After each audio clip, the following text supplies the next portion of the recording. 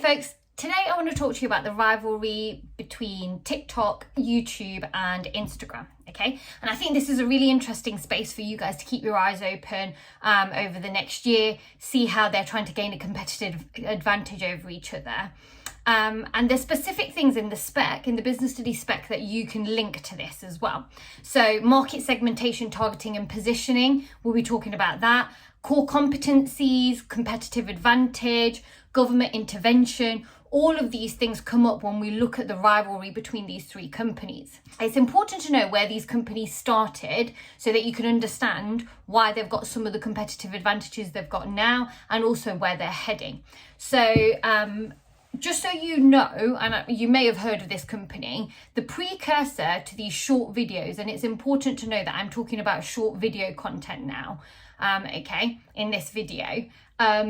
The precursor to these short videos was an app called Vine, which was bought by Twitter when it was still being developed and then was dropped by Twitter in 2017. And that left a big gap in the market for a social media platform to allow short form video content, okay?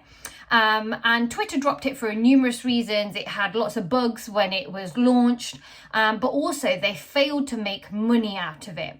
And that's something that you should keep at the forefront of your mind. All of these apps are free. So what they have to do is they have to find a way of monetizing them, okay? And we'll talk about these revenue streams in a second.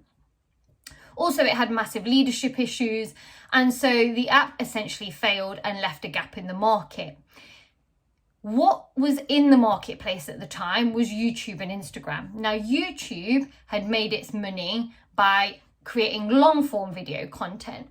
But what that means and why that's important now is that it had fantastic back-end user interface. So it provided loads of data on who was watching your videos, what their preferences were. And what that meant was, let's say you are a tech reviewer, you could go to a company and you could say, I will do a review for you. Here's my audience, here's my demographic. For instance, this is my market segment, and the business could be like, actually, they're the people we're going after. Let's pay this reviewer to review our products. So it was a great means for people to make money off of YouTube, okay? And YouTube really started paying people to create good quality content. And if you look at it in terms of comparing it to other video apps like now TikTok or Instagram, its quality of videos is a lot higher, okay? Because that's where it started. That was its original kind of form. Now, Instagram, as you may know, started off with images and then has moved into the video space. In 2017, when Vine closed, TikTok took over that space to create video content and therefore has led the way in terms of that. Over time, however, we're seeing all of these three platforms step on each other's toes. And that's why it's really interesting, because part of that means that some of them are losing who they were. So are they going to lose their original kind of fan base? Are they going to lose their original user base? That's the question we have to ask. Are they going to be able to innovate fast enough? Are YouTube and Instagram going to be able to keep up with TikTok, seeing as TikTok started as a video, short form video content provider, okay? And they didn't. And they're questions that we will see unraveling, during your A-level or during the next year. In terms of popularity, TikTok is hugely popular, but it has faced a lot of challenges, and it's important that you understand what those challenges are and are able to analyze them. So remember I said earlier, you can bring in government intervention. In 2020, India banned TikTok, okay? And India was one of the first early adopters of TikTok. So that was a massive blow for TikTok. But what it meant was Facebook and Instagram could go into that already ready market that was used to creating videos and just exponentially grow their subscriber base. Okay. And that really worked for them. And that's one of the problems of being a company that has first mover advantage. We always talk about the benefits of first mover advantage. You're the first one into the marketplace, you offer something new. But the other thing that you have to do is you have to educate your users. Now, India had a lot of users that were already using TikTok, and they knew how to create short form content. They knew what was entertaining, what wasn't. And when they got banned, it allowed YouTube and Instagram to go in and kind of take advantage of that. So that's one of the downsides of being a first mover advantage. Sometimes your competitors can make those leaps a lot quicker than you because they're not having to go through the learning process. Additionally, in the US, Donald Trump started raising concerns that the data from TikTok, which is a Chinese company, the data of the users could be shared with the Chinese government, and this put a lot of people off. Now, TikTok, that's never really been resolved, and what TikTok has come back with has said that all US user data goes through a US company called Oracle, and that they're going to delete their backups that are held in like Singapore, for instance. But it's something that people are still a little bit unsure about. In 2021, we know that Mark Zuckerberg said that 20% of the time that people spent on Instagram was actually on Reels, so they're hugely popular, and it means that they're going to invest heavily in them. In June 2021, YouTube Shorts had 1.5 billion people view it every month. So every month people were going on to YouTube Shorts, okay? And they've put millions of pounds behind YouTube Shorts now to create the best content, and they're rewarding people. And I think the minimum amount is $100, which is a decent amount of money to create entertaining content. So they're really starting to ramp up the money behind all of this. Now, Shorts is gaining quickly on TikTok. And what YouTube has, like I said to you at the beginning of this video, is they have really good user interfaces. So they're really good at tracking who is viewing the videos, what kind of demographic is looking at those videos, so that those companies can use that information. And what you need to understand is that most marketing departments have to justify their budget. So I used to be a marketing manager, for instance, and let's say I was using TikTok or YouTube, etc. I would want to use the platform that would give me the most ammunition for me to go to my CEO and say, look, this is everything I've achieved. This is the number of people that have watched my video. This is how they match your target market that you told me you wanted to go after. And therefore I've met my, yearly target, etc., etc. And therefore I should get a bigger budget next year. Okay, and they're the conversations that that platform allows them to have. If you don't have that data, okay, it's very difficult to convince companies and brands to pay to be on your platform and advertise on your platform. Yeah, and so, like I said, YouTube started off as a revenue generator in this field, so it's already got the algorithms and the platform data. Okay, which is where TikTok is trying to keep up.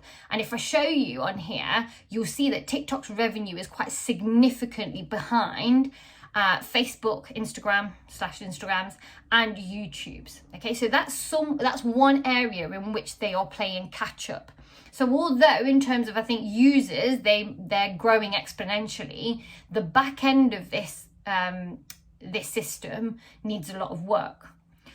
One thing that I want to highlight as well is, if you're ever going to talk about this in an exam or anything like that, whenever I hear conversations about which one's better, whether it's Instagram, YouTube Shorts, or, TikTok, people are always talking about features. The companies themselves don't really care about the features. What they're bothered about is their core competency, which is going to be their algorithm that they don't want to share, okay? The algorithm allows them to serve up the best content to viewers, which means that they'll stay on the platform longer. If you can convince companies that people stay on your website for a longer amount of time than your competitors, they're more likely to advertise with you and you're more likely to make money. Okay, and that's really important. So they're focused on the algorithm probably more than the features. They're kind of all copying each other's features, aren't they? Okay. And talking about copying each other's features, like TikTok has recently just extended its time for the videos up to 10 minutes, having a direct swipe at YouTube. Okay. Now, what does that mean? So let's talk about watch time. So, like I said, TikTok is coming after YouTube's advertising revenue and has extended its video times to 10 minutes. And that's really great because if you can show greater watch time, like I said, you can hopefully create more revenue. However, it does mean, on the other hand, they get to collect less data on you, because whilst you're flicking through, really short videos, the algorithm builds a better understanding of what it is that you like and you don't like. Whereas if you're watching longer videos, it's collecting less data about you, okay? So there's a pro and a con to both of those things. I'm also sharing with you now how many active users are on each of the platforms, okay? you can see that for a lot of them, we're talking in the billions. But what you have to be mindful of is that a lot of these companies don't release user data. So it's coming from third-party providers. So we don't know how accurate it can be. So when I was doing research for this video, you know, a lot of different websites gave a lot of different figures, okay? But we do know that TikTok's engagement, so the number of people that are logging back into it, is going up and up quite steadily compared to the others. However, if I show you this other table about the revenue between YouTube, Instagram and TikTok, you can see the difference. So TikTok has a lot of work to do in terms of becoming profitable compared to Instagram and YouTube.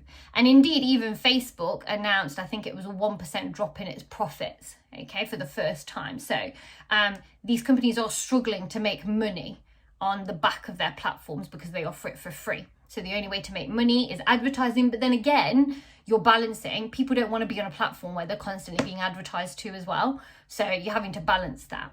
It's a really interesting space, and I would really encourage you to keep your eyes open over the next year about what's happening in it. These companies need to get really clear about who they're targeting. So far, it seems to be like they're targeting everyone. They're trying to do everything. And that makes it really difficult for a company to position itself if it's just going after everyone, okay? And they need to understand what they want their core competence to be. Core competencies to be, sorry. Is it ease of use? Is it special effects like TikTok, for instance? Quality of video, advert revenue generation? What is it that they want to really stand out for? Like I said, these are really good examples to use. You can discuss innovation, competitive rivalry, segmentation, targeting, positioning, and differentiation by using these businesses. And I would really encourage you to do so.